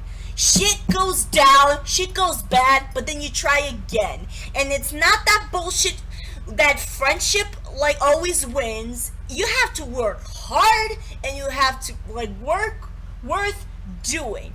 Like, you have this, fuck me, this anime, like, these two little 12-year-olds, they have to go against the world, and their backgrounds, Kila's background is so fucked up This little boy is OP when we meet him, but the way that he got there was through so much pain, so much work, so much suffering. He's in a family of assassins. Everybody has these expectations for him, and he's like, I don't want to be what everybody wants me to be. I want to be my own person, and now I want to be God's friend. God damn it! And then so he has the reverse version of Disney fairy princess syndrome, where it's I want something more. It's I just want to be a normal person. No, but okay, maybe a little bit, but it's not as. And he also has a ridiculously tragic backstory, like every other Mary Sue. Well, OP. they don't actually make OP. it. They don't actually make it tragic in the sense of like, oh, boo hoo, poor little Kila. He doesn't even feel sorry for himself. He's just a kid. Like, he's not like a romanticized princess. He's just like, fuck my family. I don't wanna be an assassin. I wanna be a hunter. So I'm gonna go be a hunter. Oh, mom, you're upset. I'm sorry. Fuck you. Peace out, bitches. He's just cute, okay? He's cute. And Gon is a sweet cinnamon roll that needs to be protected, but then he's like, I'm a strong, independent 12-year-old that don't need no protection. I'm gonna do everything myself, and I don't, like, if you're gonna help me, even though I don't want your help, I'm gonna be pissed off, because I want to do things my way. I want to do things myself. This anime is good! Please watch this anime! It's, like, so good. I'm crying right now. Trust me, like, there's no tropes, there's no stereotypes. This anime is just, this shonen is so different from the usual shonens. After providing, like, 50,000 stereotypes and tropes. I know. There's nothing wrong with tropes as long as they're, like, skillfully executed. They are skillfully executed. They are. Everything is skillfully executed. Just watch at least, like, the Hunter arc, please. Because this shit's so good. Trust me. I've got class, but I'll eventually get around to it, maybe. No. We should really move on, though, because we've been talking about Hunter x Hunter for, like, ever, and we've got, like, a big, like, game-changing subversion of the entire genre anime here at the next one. God, which I know you're not a huge fan of it, but I love it. Madoka Magica, yes, number 27. I'm not a fan. I think it's fine. It's just fine. You know, I like that they completely destroyed the Madoka Magica trope and transformed it into, like, instead of beautiful magical girls, they go the dark side of it. Like, they put, like, they make the story about sacrifice and all the things that they had to sacrifice in their life, all the bad things that come with being a magical girl. So it's magical girl hardcore style. There's nothing pretty and magical about it. It's just, it's like, this is life. You reap what you sow. You can't give something without getting something of equal value in return. Yes, I did a Full Metal Alchemist, like, reference. I would say that that's not even really equivalent, because, like, none of these girls deserve anything that happens to them. Most of all, Hamura. Like, Hamura is, like, best girl ever. I don't understand. Hamura is really tough. I don't get how she was able to keep her sanity for so long, to be honest. Yeah, we're not going to ruin any plot or anything, but Mommy's also as well, too. It's like, I don't know. It's one of those animes where it kind of uses the beware what you wish for trope really, really well. Yes. And there are some later time travel-esque aspects to it, not to give away plot. Mm-hmm. And everybody has probably warned you about the infamous episode 3. So, episode 3. I would recommend watching it if you like magical girl animes, but you're tired of the fluffy, MacGuffin-y bullshit. Yes. And you want something that's just a little bit more real and visceral and covers how teenage girls to some extent actually function, because I don't know. You fall in love and it's not always given back to you, and you can do some really, really nice things for people and never see a reward for it. And you know, what would you be willing to do for the people that you love? So this anime kind of tackles some of that, and some of the symbolism too. The animation style is you might not like necessarily the faces. I know when I first saw it, I hated the way that the faces were drawn, but it's another situation where the art style grows on you, and the way that they depict witches is absolutely beautiful, especially when you start to consider the symbolism and some of the more fucked up things that it covers. Like, one of them kind of infers a girl who might be being sexually molested or being exploited sexually, and people gossiping about it with the symbolism. And Yuki Kajiura does the music as well, so it's got easily one of the best soundtracks of any of the anime on this list, hands down. Up there with Sword Art Online and probably Kill la Kill, honestly. A damn good soundtrack. So, and beautiful animation. So, worth a watch. One of the movies is getting ready to come out here too. I think it's Magical Girl Madoka Atonement, and I would recommend watching the entire series, not just the television series and the movies, because the more you get into it, the more heartbreaking it all gets. Yes. So yeah, those are all valid points, because like, you're a fan of the series.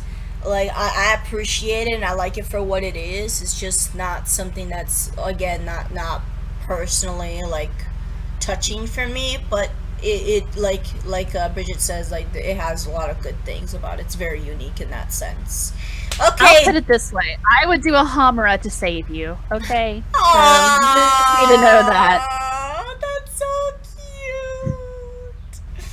cute. So don't go making a universe or any crazy shit like that, or else I'm gonna have to destroy everything, and I don't. I promise I won't turn into a god. Okay, thank you. I appreciate it.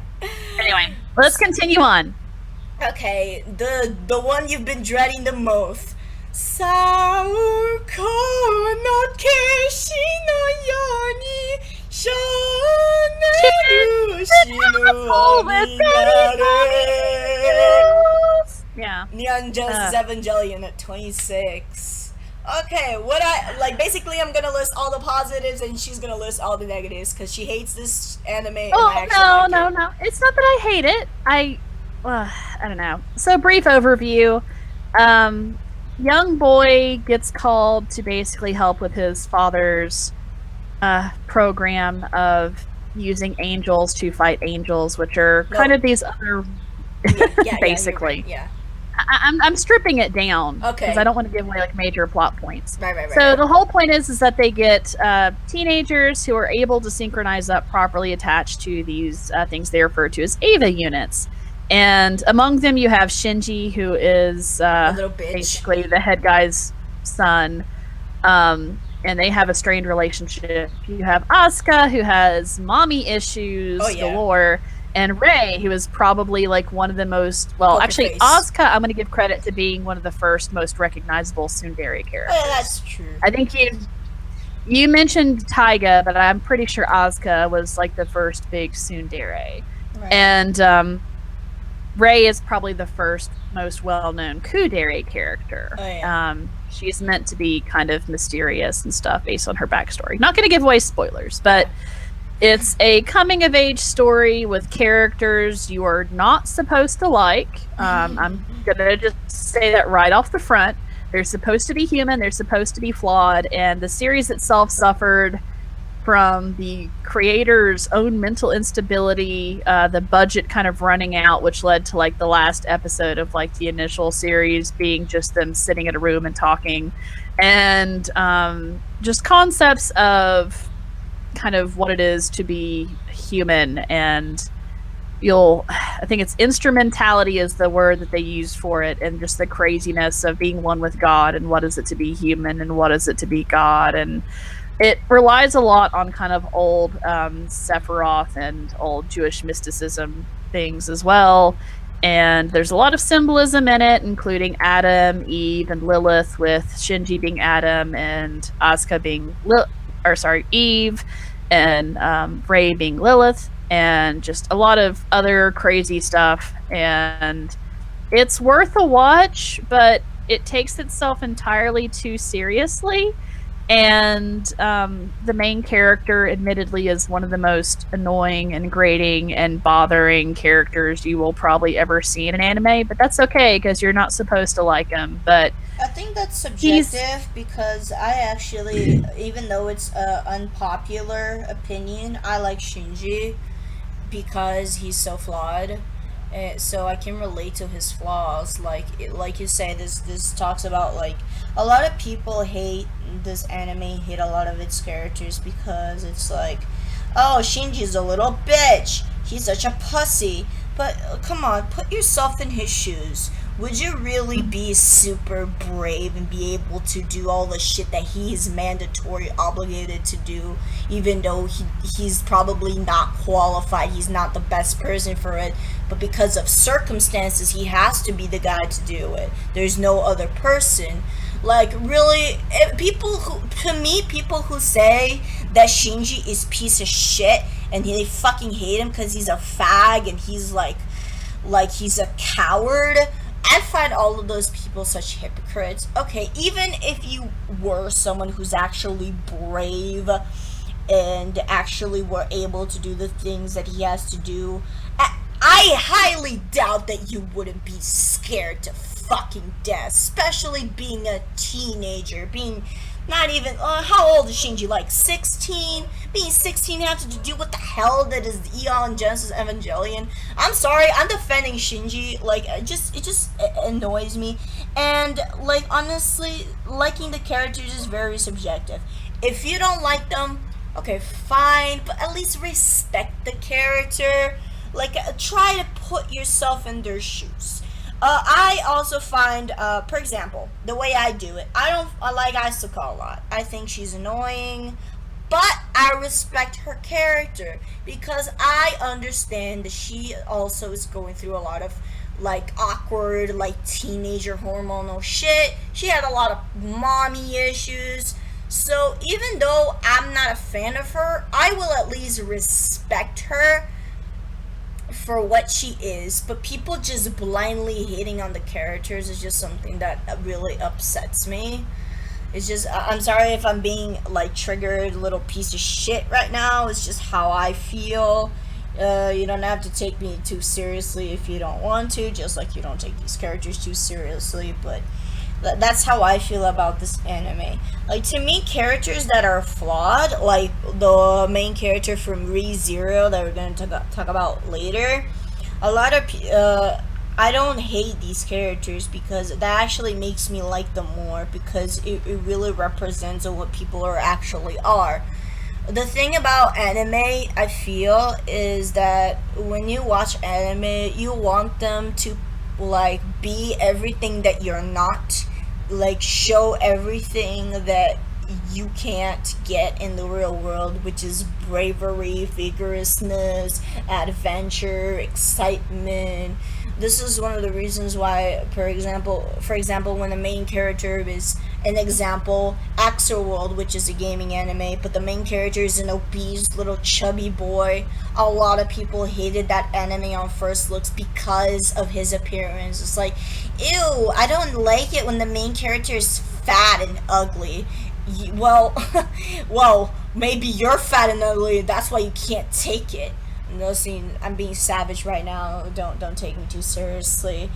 But, like, I feel like they just don't want to see something they can see in reality. So that's why I feel like a lot of people, like, hate on these characters. And it really upsets me. Just something that I would like to tell everyone to keep in mind. Put yourself in their shoes before you judge them. I put myself in my shoes, but the problem is Kenji is still a whiny little bitch who, okay, he is. There's a time to feel sorry for yourself, but the thing is, too, it's like he's also a fucking, like, misogynistic creep, and oh yeah, that and like I said, yeah, in that sense, like, I agree. He really has an issue, yeah. But he's also, a teenager that's supposed to be flawed. Yeah, he's supposed to. He's be also flawed. A teenage boy. Yeah. So, like, let's just say he did something really fucked up that's just, like, stranger danger, not okay in the end of Evangelion movie. And yeah, let's just pretend like he did that. Yeah, like, when you think about what he did and you're just staring at Shinji, like, Okay. Well, he at least feels bad about it. Yeah, you know, he has remorse. He's not a sociopath that's like, I'm gonna do whatever I want. I don't give a shit. Sorry if that offends anyone, but you know, like, don't. Okay, he's flawed. We all know he's flawed, and you don't have to accept him or like him, but at least understand and respect his character. That's all I'm gonna say. Like, that's not the problem. Like, people do to the extent they just don't like him. Like, he serves a function, right? Like, he is there, but the problem is, like, the main issue that people take with Shinji is that he, like most teenagers, is so self-centered and lacks so much perspective. That's true. And that's the thing that it's the thing that everybody hates about most teenagers, right? Like, they are self-centered and entitled.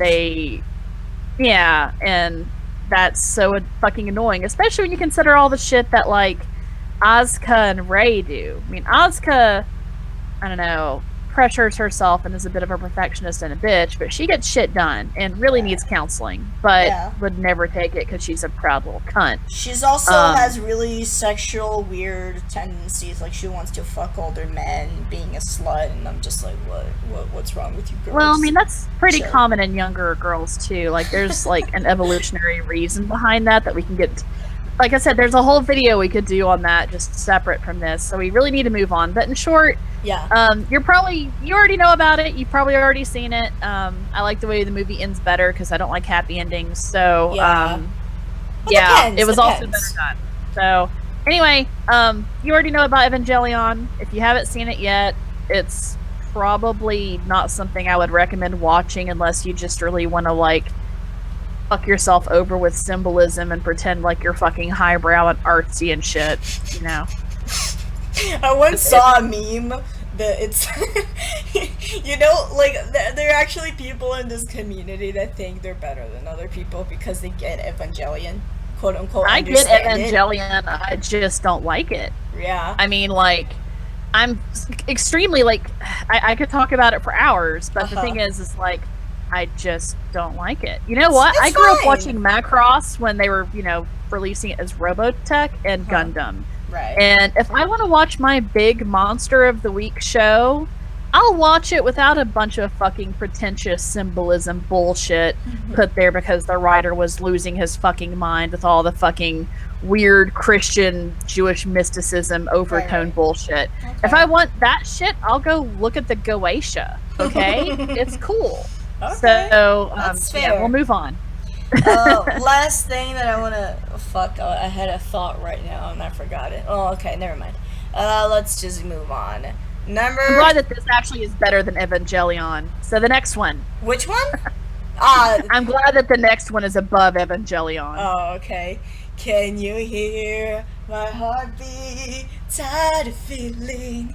Oh, fun fact, I've never seen that anime, but it's still better than Evangelion. Oh my god. So. Yuri on Ice. Okay. So, you know, a sports anime is kind of sort of a little gay. This is like straight up gay. No, this is basically canon gay. This is basically canon. Yeah. No, like I'm not joking. Like you So the main character, you might see Free and be like this adorable dog. Oh, right. Yeah, no. Like, you might see Free and it's like, oh my god, they're so gay for each other. Yuri on Ice is canon. Just accept it. It's canon. The creators basically admitted it. I don't even know why this is not labeled on Shonen Ai. But, you know, even though it's Shonen Ai, which is boys love and it's sports, like, there's just so much passion and love put in this. I'm pretty like the animation for the skating scenes are just so beautiful in an artistic manner because they model it after actual skaters and stuff like that. They did a lot of research to make this anime.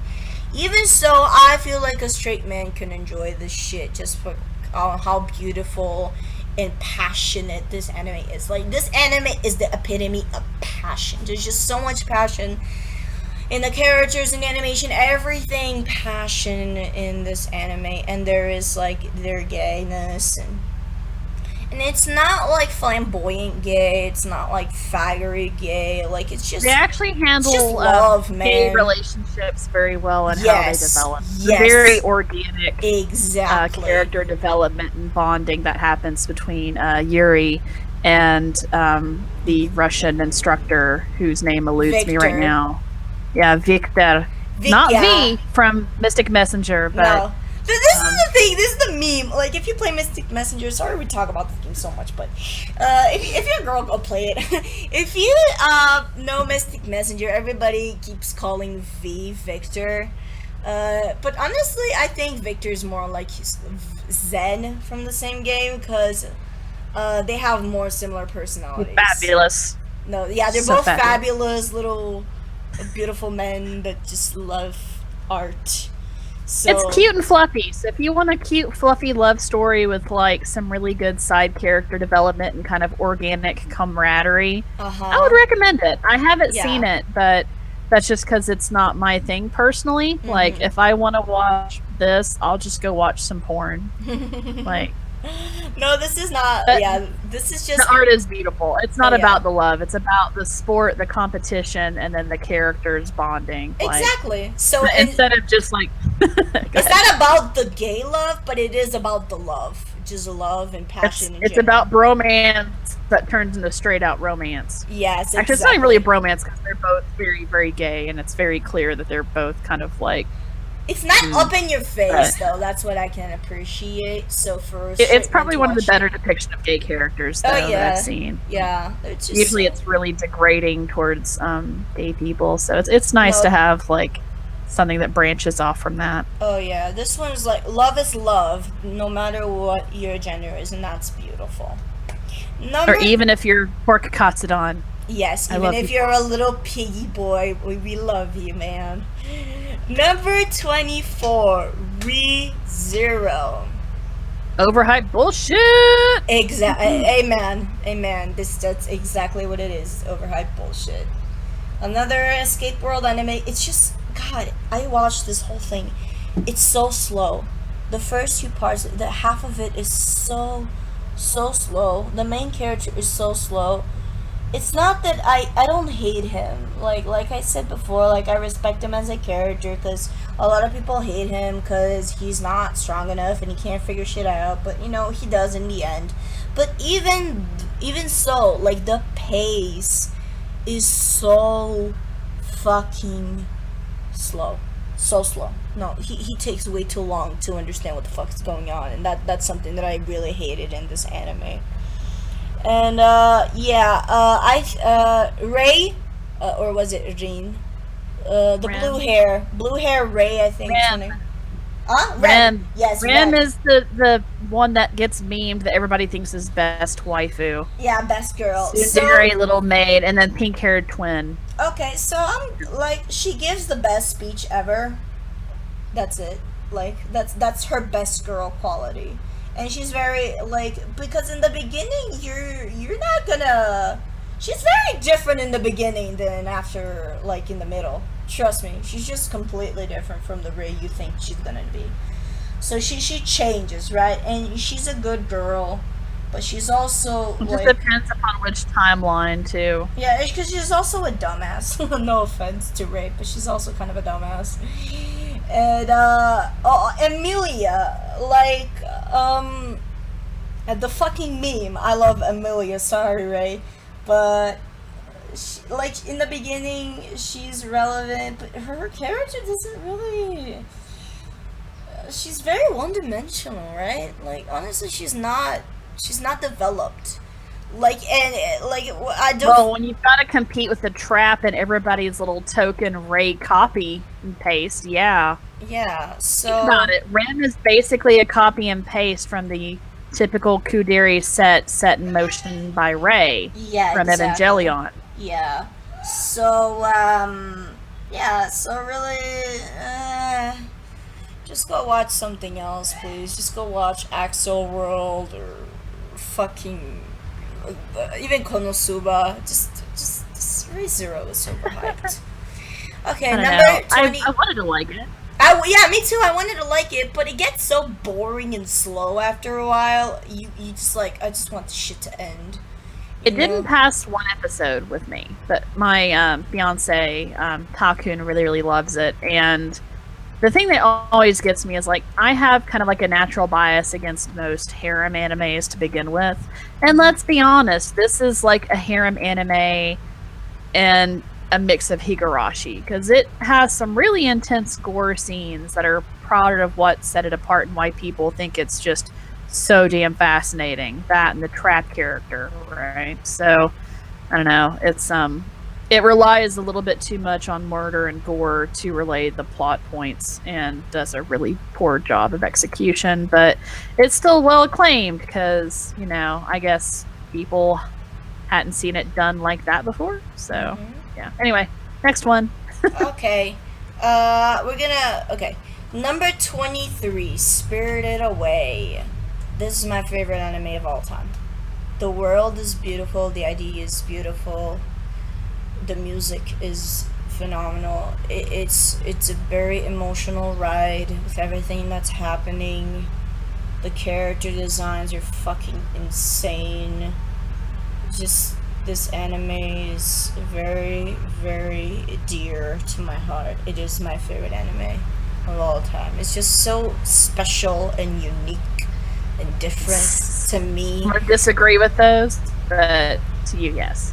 Yeah, to me, that, like, Spirited Away is a story about a little girl. It's a coming of age story, but it's about a little girl who is moving to a new town with her parents, and they come across this tunnel, and they go through the tunnel, and that tunnel is actually a bridge to the spirit world, and then her parents end up eating food that's for spirits, and they end up turning into pigs, and it's up to Chihiro to save them. I don't even know how to express how much I love this anime. This anime is just, I don't, like, there's no words that I can put into it. It's just something that you have to see. It's just so emotional. It's Ghibli, I mean, yeah. And by the way, this won an Oscar. On MacGuffins a little bit. This is the only anime movie to ever win an Oscar. So if that doesn't sound worthy to you, I don't know what will.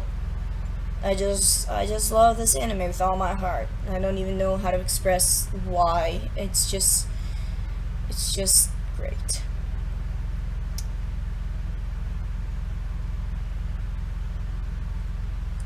Bridget. It's Studio Ghibli. Great soundtrack. Main character's an annoying little bitch, but she learns her lesson. That's the whole thing. It's her character growth from being a whiny little brat to actually, you know, being a more mature person and not thinking about just herself. She's a she's just a kid, man. She's not even bratty. I don't even find her bratty. No, she is bratty. She's like a little bit of an entitled cunt. I don't find her bratty at all. That's fine. You don't have to, but I think she's a little bit of a bitch. But that's the whole point of her coming of age story and her learning to, you know, accept others and to give of herself and blah blah blah. So that's her arc. It's a good story. It's not my favorite Studio Ghibli production, but what is your favorite? Good. Probably the one that resonates most with me is Kiki's Delivery Service, but I'm also a fan of Nausicaa Valley of the Wind. So okay. Old, because I'm old. Okay. Okay. This time we will win. This time we'll have to join forces.